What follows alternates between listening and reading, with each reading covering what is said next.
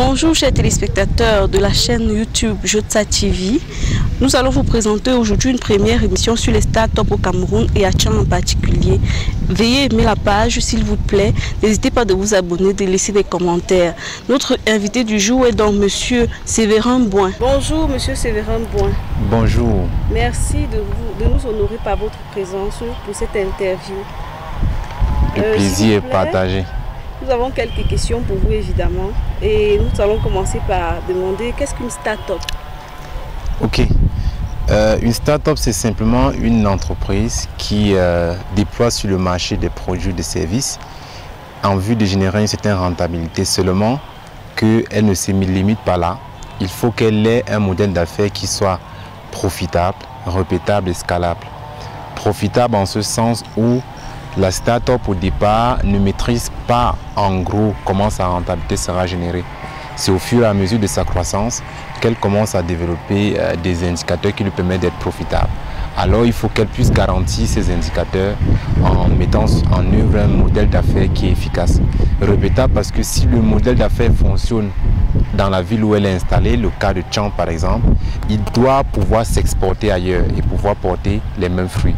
Et finalement scalable parce qu'au fur et à mesure que la demande va s'augmenter, la start-up doit être capable de pouvoir améliorer sa qualité et baisser ses coûts de production. C'est l'exemple banal de la maman qui fait les beignets au quartier. Au début, c'est des gros beignets, c'est bien fait, mais plus il y a de la demande, plus la quantité réduit. Non, la start-up, c'est pas ça. La start-up, c'est plus vous aurez de la quantité, de la demande, plus la qualité devrait augmenter. Donc, en gros, c'est ça la grosse différence entre la start-up, l'aspect de la profitabilité, de la répétabilité et de la scalabilité. D'accord. Et la vôtre se nomme donc Gravitix. Oui, Gravitix. Et par qui elle a été fondée, s'il vous plaît? J'ai moi-même fondé Gravitix, mais très vite j'ai été rejoint par 36 autres associés parce que nous avons compris que faire seul, c'est parfois difficile d'atteindre ses objectifs. Alors on s'est entouré de personnes stratégiques qui viennent autour de nos activités, soit pour nous apporter du support technique, soit pour nous appuyer au niveau financier, pour pouvoir financer les différentes activités que nous menons. Donc Gravitix a été fondé par moi-même en 2015 et en 2019 j'ai 36 autres personnes qui m'ont rejoint, notamment 10 associés et 26 prêteurs individuels.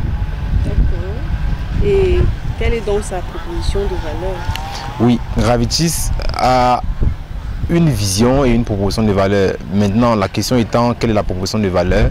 La proposition de valeur de Gravitix, c'est vraiment d'accompagner la jeune start-up dans l'accélération de ces processus. Qu'est-ce que je voudrais dire par là?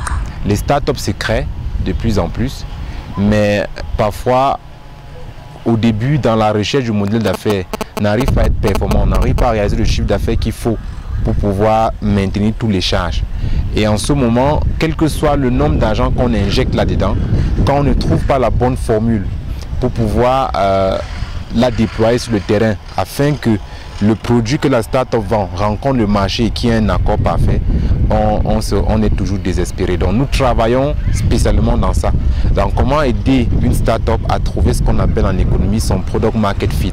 Ça veut dire arriver à ce moment où le produit qu'il propose et le marché sont en parfaite adéquation et où les ventes explosent. Donc nous accompagnons localement près de 60 start-up dans ce processus-là. Et ça fait que nous travaillons dans le marketing, dans les finances, dans le droit, un peu dans tous les domaines, mais surtout nous les aidons à concevoir des produits et à les déployer sur le marché pour être rentables. D'accord, merci. Et quelle est donc votre vision, je veux dire la vision de votre start-up dans l'écosystème de l'entrepreneuriat au Cameroun? Oui, au Cameroun, je dirais en Afrique, parce que je suis de ceux qui pensent qu'il faut déterritorialiser les marques. Ça veut dire commencer au Cameroun, mais avoir une envergure du moins continentale. Et on va commencer chez nous, par notre continent qui est l'Afrique. Donc la vision de Gravitix sur le marché africain, elle est de pouvoir se déployer en 5 filiales. 5 filiales autonomes qui constituent chacune une entreprise dans des secteurs différents. Nous allons finalement devenir Gravitix Group qui va coordonner une première filiale qui fera dans le marketing B2B. C'est ce que nous implémentons déjà avec Gravitix même. Une seconde filiale qui a été aussi créée déjà, Nectafrique Sahel, qui sera investie dans l'agroalimentaire parce que c'est un secteur très porteur pour les jeunes startups en Afrique. Nectafrique, au jour d'aujourd'hui, a déployé déjà sur le terrain des haricots à cuisson rapide. C'est des haricots pré-cuits, donc qui cuisent en 15 minutes au lieu de 2-3 heures de cuisson et qui peuvent vous permettre de réduire le temps de cuisson. Donc Africa Buffalo, qui est le nom de cette marque, la CDA, grandement déployée et a une forte notoriété. Et ensuite, nous allons déployer les énergies solaires. Actuellement, à Fumbote et à Magba, nous avons 2 agences qui vont bientôt s'autonomiser. Et l'hôtellerie également fait partie de notre mission, mais dans le secteur écotouristique, pas dans le tourisme de masse, pas dans le service hôtelier de masse, mais dans l'écotourisme. Et finalement, mon grand rêve à moi, c'est mon grand rêve depuis l'enfance, c'est la 5e filiale, c'est de pouvoir fabriquer au Cameroun une voiture et la vendre aux Camerounais à un prix abordable. Mais ça sera dans 30 ans. Donc la vision de Gravitix, c'est vraiment ça, mettre sur pied une industrie capable de porter 5 entreprises dans 5 secteurs différents. Wow. C'est très grandiose. Merci. Bon, pensez-vous, je veux dire, est-ce que la ville de Tchang a un fort potentiel entrepreneurial? Oui, toutes les villes du monde se développent parce que l'innovation naît quelque part. Si vous voulez comparer Tchang à la France, vous direz le métro, vous direz la Tour Eiffel, vous direz des rues illuminées, éclairées, pas de problème d'électricité. Donc l'innovation est à la base de tout développement. Le développement peut être vraiment et sans aucun doute impulsé par l'innovation. Tchang étant une ville universitaire, une ville où le savoir est à la base de toutes les activités, alors la question ne se pose même pas. Indéniablement, Tchang peut véritablement jouer un rôle important dans l'écosystème entrepreneurial en mettant en avant l'innovation jeune et aussi en trouvant des gens comme nous qui accompagnent cette innovation pour que ces jeunes-là puissent réaliser effectivement leur projet. Et dans la ville de Tchang, est-ce qu'on a des modèles locaux? Oui, on a des modèles, exactement, on a des modèles. Je citerai comme ça Sejamel Dinju, c'est l'inventeur de la couveuse Mawa, la couveuse néonatale. Et malheureusement, il n'est plus à Tchang. Il est installé à Bafoussam maintenant, mais c'est quelqu'un qui a commencé à Tchang, qui a travaillé pendant longtemps dans le service de la coopération de l'université de Tchang, et qui a réussi à mettre sur pied l'innovation de ce genre. Il y a des portiques de désinfection contre le Covid-19, la Covid-19 qu'il venait de mettre sur pied récemment encore. Donc c'est des exemples comme ça, des jeunes qui à Tchang ont su profiter du côté en fait de la plateforme académique pour déployer des technologies comme des couveuses, comme des portiques et qui ont eu une notoriété mondiale. Il a été reçu à l'Elysée pour présenter sa technologie. Comme entre autres modèles, on peut prendre des humoristes. Il y a Hector Flandrin qui est humoriste mais qui est un entrepreneur pour moi parce qu'il a la capacité d'organiser des actions culturelles et de pouvoir faire en sorte que ces actions culturelles portent au niveau international. Bien évidemment, il y a Gravitix, pas ma personne à moi, mais Gravitix, qui a réussi quand même à se doter d'un cordon de sécurité d'investisseurs capable de le financer, qui a quand même mis sur pied Africa Buffalo, les haricots, et qui a déjà mis sur pied des 2 entreprises et qui a un support technique intéressant pour les jeunes. Donc voilà des exemples locaux qui peuvent inspirer d'autres jeunes. Maintenant, ce que je déplore, c'est le fait qu'on ne puisse pas expliquer comment les gens réussissent. Vous connaissez la banale histoire de Futso Victor, il a vendu les arachides, etc. Mais on ne peut pas rentrer dans son parcours et dans son modèle pour essayer d'y tirer des substances scientifiques et transmettre des modèles à la jeune génération pour qu'elle puisse les appliquer et atteindre plus ou moins le même résultat. Donc Gravitix se propose donc de suivre ces différents parcours et de dire ah, le père Futso faisait ça, mais même en l'ignorant, ça a référence à ça en marketing. Et cette technique peut être utilisée parce que s'il a réussi avec, ça veut dire qu'elle est plus adaptée par rapport au marché local. Donc transcrire les expériences personnelles des hommes qui ont réussi en véritable science et les enseigner aux entrepreneurs. Ce serait ça vraiment la clé pour que ces modèles-là puissent véritablement inspirer et permettre aux autres de réussir également. D'accord. Et comme dans tout domaine, nous supposons que vous avez rencontré des difficultés depuis la création de notre start-up Oui. et jusqu'à aujourd'hui. Est-ce que vous pouvez nous édifier sur quelques-unes? Oui. Les principales difficultés à Tchan, c'est lié à l'équipe. C'est lié à, pour moi, c'est pas l'argent. Tout le monde dit qu'on a des problèmes d'argent. Non. Quand vous avez la bonne idée et que vous savez vendre cette idée, vous trouvez de l'argent, plus même que ce que vous en demandez. Ça m'arrive parfois de refuser l'argent des investisseurs parce que je ne veux pas avoir n'importe qui comme investisseur. Donc, pour moi, la première difficulté à Tchan, c'est l'équipe. Comment réussir à construire une équipe dynamique, performante et résiliente? C'est les trois mots. Équipe dynamique, dans le sens où cette équipe peut proposer des choses, des solutions, et peut avoir une approche humaine dans la proposition des solutions. L'approche humaine, c'est que l'homme soit au centre des préoccupations de la solution. C'est une solution qui veut forcément résoudre un besoin du quotidien, c'est une solution qui veut résoudre un besoin de l'homme. Ensuite, j'ai dit dynamique, j'ai dit performante. Performante dans le sens où une fois que la dynamique est mise en mouvement, il faut une équipe capable de ne pas seulement lancer des concepts, ce que je déploie parfois à Tchan, mais de pouvoir faire en sorte que les concepts génèrent des revenus. Vous avez des concepts qui explosent à Tchan, mais vous n'avez pas la capacité de faire en sorte que ces concepts puissent générer les revenus et faire vivre les équipes.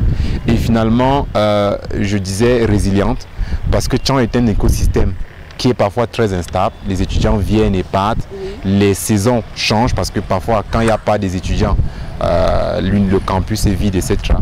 Donc il faut pouvoir organiser ces différentes périodes de temps mort. Donc les équipes doivent être résilientes dans cette période. Donc trouver à Tchan une équipe de jeunes qui sur la durée peut assumer le dynamisme, la performance et la résilience d'une entreprise, c'est très difficile. Ça a été l'une de mes premières difficultés que je n'ai même pas encore résolu complètement aujourd'hui. Donc la deuxième et la dernière difficulté est plus liée au fait qu'au départ, l'écosystème, la géostratégie de la ville de Tchan est très mal compris par les jeunes entrepreneurs. Ça veut dire qu'il y a des modèles qui ne peuvent pas fonctionner pour l'instant à Tchan. Il faut des préalables politiques, des préalables sur le plan économique, des préalables sur le plan du développement pour pouvoir faire un certain nombre d'idées. Et parfois, les jeunes ont des grandes idées et se déploient et ne réussissent pas. Et ça décourage, ça rend dépressif, ça crée l'exode. Il y a beaucoup de jeunes talents qui sont quittés de Tchan parce qu'ils pensent que c'est à Douala Yaoundé que ça fonctionne. Donc moi, je pense que si on essaie de mettre à Tchan une espèce de carnet qui pourrait être un guide pour le jeune entrepreneur, qui définit concrètement la ville de Tchan, son aspect géographique, son aspect économique, et qui dit ce qui peut fonctionner ou pas, les jeunes dans le choix même de l'entreprise qu'ils créent sera déjà mieux orienté et on éviterait davantage d'échecs. Je n'ai pas eu ça au départ, j'ai dû faire 7 ans d'apprentissage pour apprendre des choses que j'aurais dû apprendre au début et éviter beaucoup d'erreurs. Et j'ai eu beaucoup de mal à construire une équipe performante, résiliente et dynamique. Donc voilà les deux principales difficultés.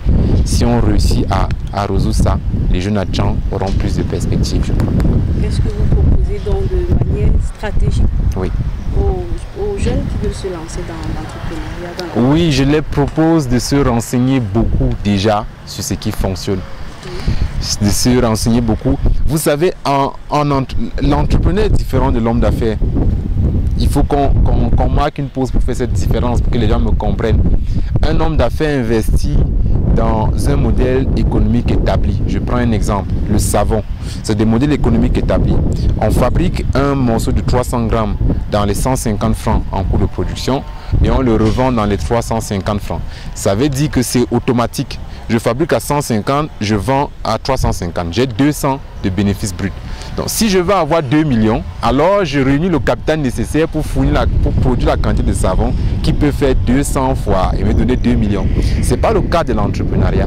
L'entrepreneuriat, c'est un chemin d'itération où l'entrepreneur cherche le modèle économique qui est le plus adapté au marché et qui peut se rentabiliser. Donc il ne connaît pas d'avance les indicateurs sur la rentabilité.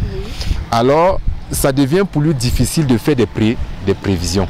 Voilà l'une des erreurs. Donc, vous me demandez donc qu'est-ce qu'on pourrait mettre sur pied, ça veut dire pour aider ces jeunes entrepreneurs. Moi je dis créer l'information. L'intelligence économique, c'est l'information. Avoir une base de données qui peut renseigner les jeunes sur ce qui marche, ce qui ne marche pas. sur les approches, sur les modèles, sur les succès. Et vraiment au début, beaucoup sensibiliser par rapport à ces informations. Une fois qu'ils auront l'information, la bonne information, je pense que la démarche entrepreneuriale sera différente. Merci Monsieur Sévérin de nous avoir accordé cette interview. Et nous espérons que nous allons nous voir très souvent pour discuter et pour aider les jeunes justement dans le domaine de l'entrepreneuriat. Ouais, le plaisir a été le mien de pouvoir en quelques minutes édifier la jeune communauté entrepreneuriale de Tchang. Bon vent à Ndjotsa TV. Alors les amis, nous espérons que vous avez aimé cette interview que nous avons eue avec M. Sévérin Boin, notamment sur l'entrepreneuriat au Cameroun de façon générale et sur les startups dans la ville de Tchang.